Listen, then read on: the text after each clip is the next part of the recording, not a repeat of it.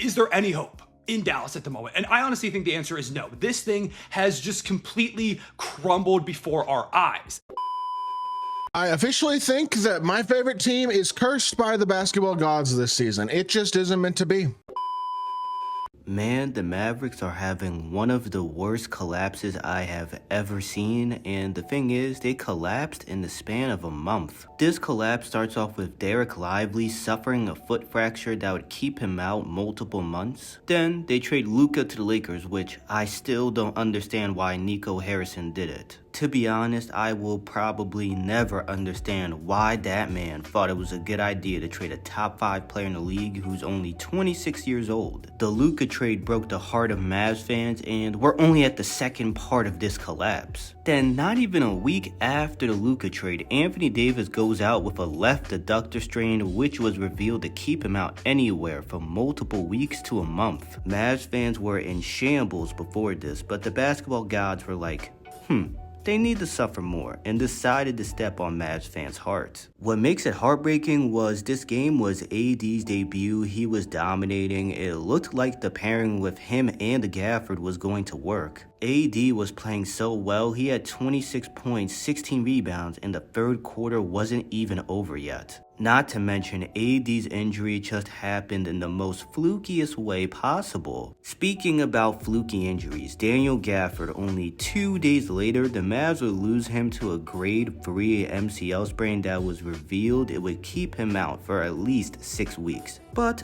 things calmed down. The Mavs played 8 games, were 4-4, nothing special, but Kyrie was playing incredible. And at least Mavs fans could watch Kyrie be great. Then, the final nail in the coffin hit, with Kyrie tearing his ACL. Only 21 days after Gafford got injured, and like AD and Gafford, Kyrie got injured in the most flukiest way possible when just driving to the rim. Then, to rub more salt on Mavs fans' open wound, a few days after Kyrie's injury, intriguing young player Omax suffered a serious wrist injury and has to get season-ending surgery. And while Kyrie's injury was fluky, Nico Harrison deserves some blame because before he got hurt, Kyrie was playing the most minutes per game in the league. Kyrie is 32, he has injury problems in the past. Him playing those minutes, which was a big increase compared to when he was playing with Luka, him playing that much was never going to be sustainable, and out of all the Mavs injuries, I'm concerned about Kyrie's the most. ACL tears are a major injury that keeps you out from 9 to 12 months. We won't see Kyrie back on the court at best until December, and worst case scenario, he won't be back until March next year. Even when he comes back, he will still need time to get reacclimated, which will be the time he plays next year and the entirety of next summer. So this season is a wash, and next season is probably a wash. But the Mavs own their first round pick the next 2 years, so you might just think, well, just tank.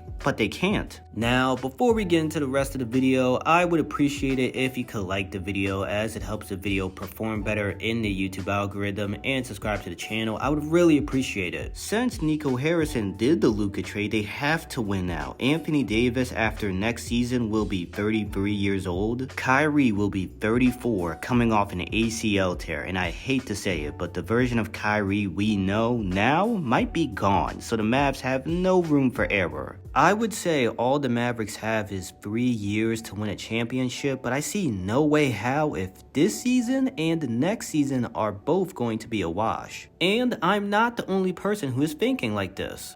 3 to 5 years was the window. Guys, because of this trade and because Kyrie Irving's injury, that window, this hypothetical fake window that Nico Harrison had put on himself in the Dallas Mavericks, it's done. It's closed, y'all. Nico Harrison can't even try to trade for a star like Kevin Durant, because what star wants to play there when who knows what Kyrie's gonna look like when he comes back? And in order to trade for KD, the Mavs would have to gut most of their rotation and get 1 or 2 more teams involved to make it happen. Also, let's not forget Kyrie has a player option, so he could just say, I'm out, I don't trust Nico after how he did Luka. then the Mavs are really screwed. It's crazy. Just last season, the Mavs made the finals, and while they lost, they seemed poised to have a good shot at making it again. They had the face of their franchise for the next decade who wanted to stay. In talking to people around Luka Doncic over the last 72 hours, I was at that Lakers-Clippers game on Sunday. He had no intention ever of leaving Dallas. He had just bought a new home in Dallas, for a lofty price. He did not want to go anywhere. You think of a player coming from abroad, they're very committed, they're loyal, and that's how he viewed himself with the Mavericks. It's like one team, one city forever. Now the Mavs are having one of the worst collapses in NBA history. I appreciate you watching the video. Don't forget to like the video and subscribe. Let me know in the comments your thoughts about the Mavs and how badly they've collapsed. See y'all in the next one.